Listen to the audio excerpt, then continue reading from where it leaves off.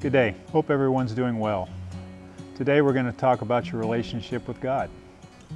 Psalm 61:4 says, "Let me live forever in your sanctuary, safe beneath the shelter of your wings." King David was on the run, but he yearned to be back in Jerusalem, not because that's where his palatial home was, but because that's where God's sanctuary was. To David, God's presence resided especially in the sanctuary, and David yearned to be there. Don't miss the word forever here. David longed to dwell in God's presence forever.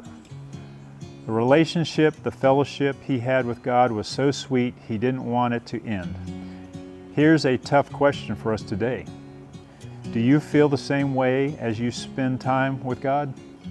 Do you rush through your daily quiet time to get to the more important things you have to do, or would you rather hang out with God a little longer, enjoying some intimate time with Him? Do you schedule 5 or 15 minutes with God and just do the bare minimum because you feel you should, or do you open your heart to God and desire to spend as much time as needed to enter into the real fellowship with Him?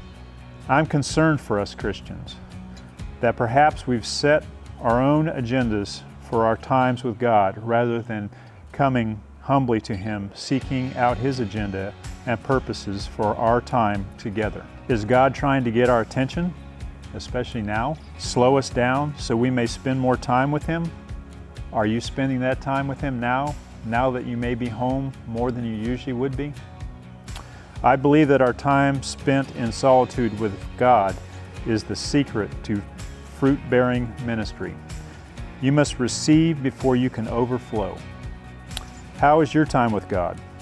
Are you rushing through it, or like David, do you not want it to end? During this time of the virus and all the shutdown of everything that's going on in the world, you can't go out in public and eat at restaurants and all those things that we used to do. Are you spending more time with God? Do you spend more time in the Bible, listening to His Word? Because that's where our faith comes from, the things we've learned in the Bible and what it has to tell us, and what it told us about the past and the future. All these things should be put aside that are worrying you, and spend time with God, in His Word, with Him, wherever you can.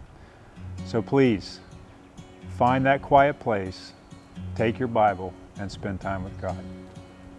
Thank you.